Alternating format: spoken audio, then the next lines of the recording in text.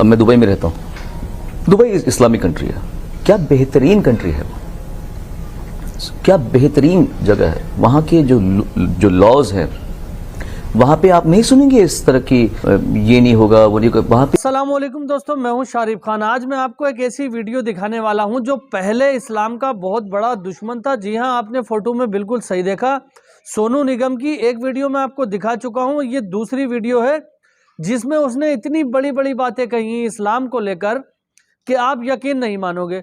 जी हाँ दोस्तों, ये वही सोनू निगम है जो पहले अजान को लेकर विवाद में घिरा रहता था। ये वही सोनू निगम है जिसने अजान को बंद करवाने के लिए एक मुहिम चलाई थी ट्विटर पे, जिसके जरिए लाखों लोग प्रभावित हुए थे और लोगों ने आवाज उठाई थी कि माइक में अजान नहीं होगी, माइक में अजान नहीं होगी।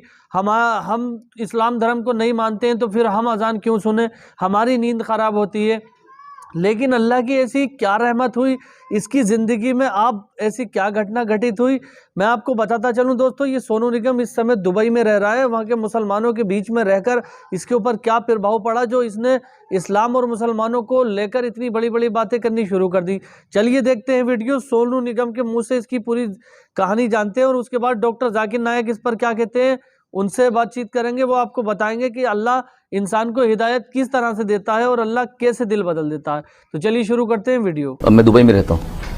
दुबई इस्लामिक कंट्री है, क्या बेहतरीन कंट्री है, क्या बेहतरीन जगह है। वहाँ के जो लॉज हैं वहाँ पे आप नहीं सुनेंगे इस तरह की ये नहीं होगा वो नहीं होगा। वहाँ पे एक आम लाइफ चल रही होती है। हाँ, एक because it's an Islamic country, the respect of the religion is there, but बाकी जो लोग रह रहे हैं उनको नहीं रोका जा रहा। यही बात भारत में लागू होनी चाहिए कि आप अगर इतनी बेहुदा या एक बेसर पैर की बात कहेंगे कि नवरात्रि चल रहे हैं तो मीट की दुकान, उनका भी तो रोजगार है भैया। वो नहीं मानते तुम्हारे धर्म को, उनको खाने दो। उनके रमजान चल रहे हैं, उनको इफ्तारी करनी है, वो क्यों खाएंगे हरी सब्जी? उनको इफ्तारी में जो खाना है उनको खाने दो। ये बैलेंस जो है ये मैं देखना चाहता हूँ हमारे देश में। इस्लाम सिखलाता है, अल्लाह ताला फरमाते हैं सूरह माइदा में सूरा नंबर 5 आयत नंबर 38 में, अगर कोई चोरी करता है चाहे वो मर्द हो या औरत, उसके हाथ को काट दो। गैर मुसलमान कहेंगे 21वीं सदी में हाथ काटना, इस्लाम एक बेदर्द मजहब है, बेरहम मजहब है।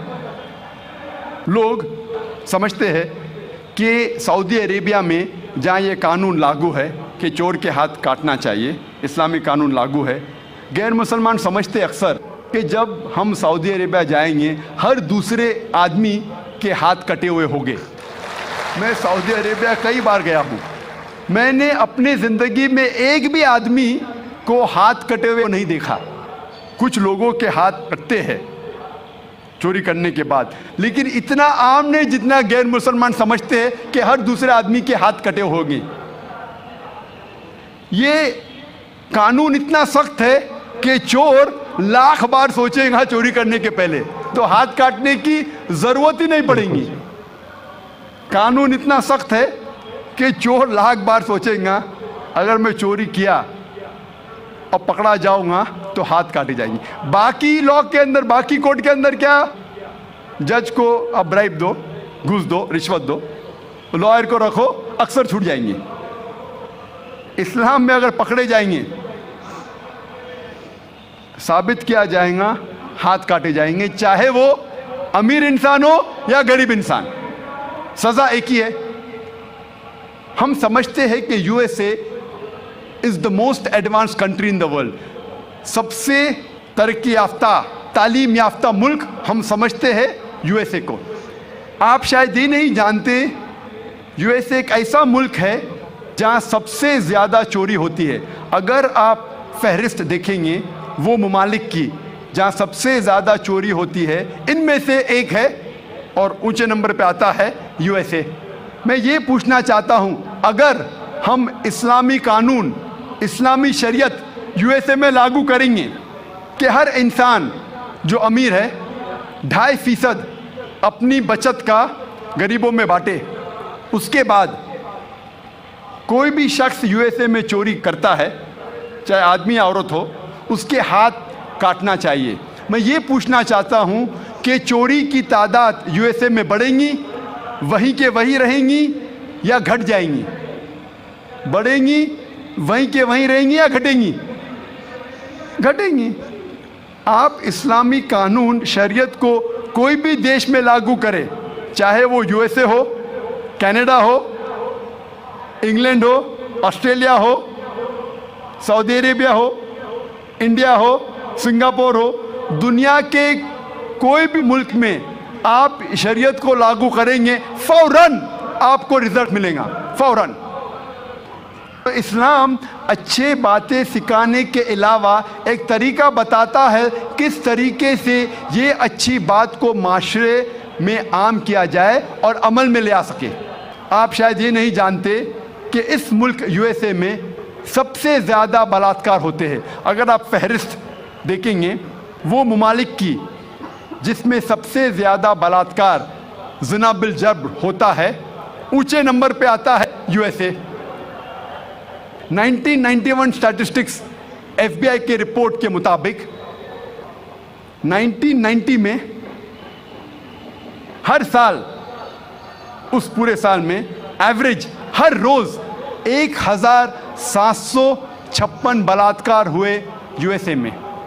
1990 میں ایف بی آئی اسٹیٹسٹکس کے مطابق ہر روز یو ایس اے میں 1756 بلاತ್ಕಾರ ہوئے۔ 1996 اسٹیٹسٹکس کے مطابق، U S department of justice کے مطابق، ہر روز 1996 میں 2713 بلاತ್ಕಾರ ہوئے، زنا بالجبر ہوئے۔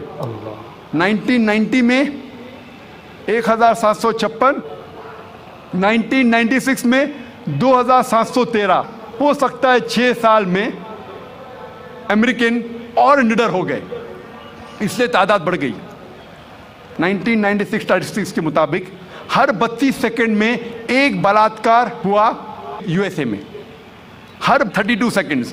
ہم یہاں تقریباً 2 سے 3 گھنٹے ہے ادھر، اس 2 گھنٹے میں 200 سے زیادہ بلاತ್ಕಾರ یو ایس اے میں ہو چکے ہوں گے۔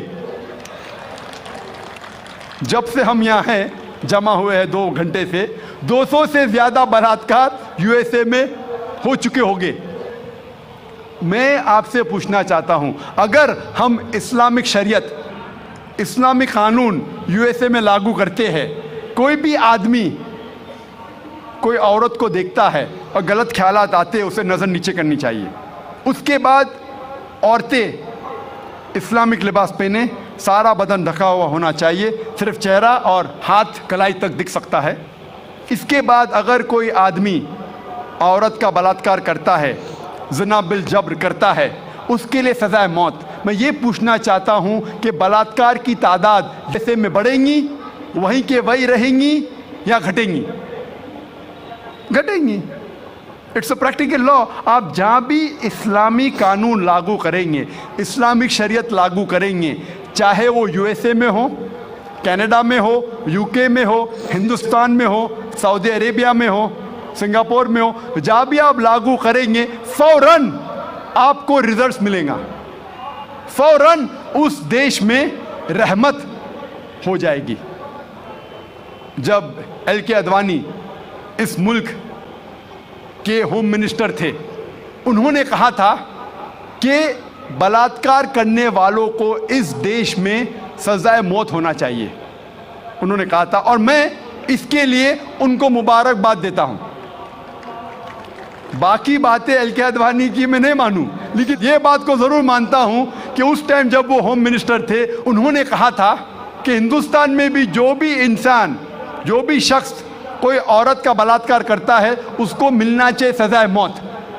ہو سکتا ہے کہ اگلے ہوم منسٹر یہ کہیں گا کہ عورتیں اسلامک لباس میں ہونا چاہیے، انشاءاللہ ہو سکتا ہے۔ کہتا ہوں دوستوں، یہ ویڈیو آپ کو پسند آئی ہوگی۔ اگر ویڈیو پسند آئی ہو تو میرے چینل کو سبسکرائب کر کے بیل آئیکن پر آل کا بٹن سلیکٹ کر لینا۔ انشاءاللہ تعالیٰ پھر ملوں گا اسی طرح کی ایک نئی ویڈیو کے ساتھ۔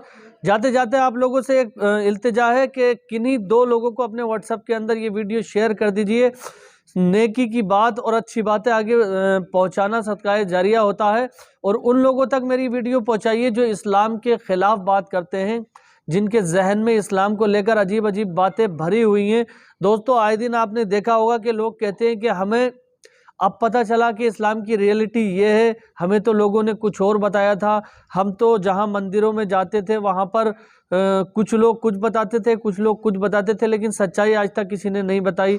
ایسی بہت ساری ویڈیوز آپ نے دیکھی ہوں گی، تو ان لوگوں تک بھی یہ ویڈیو پہنچائیے۔ اللہ سب کو ہدایت دے، اور ماشاءاللہ بہت ہی اچھی باتیں کہیں سونو نگم نے۔ تو چلیے دیکھتے ہیں ویڈیو۔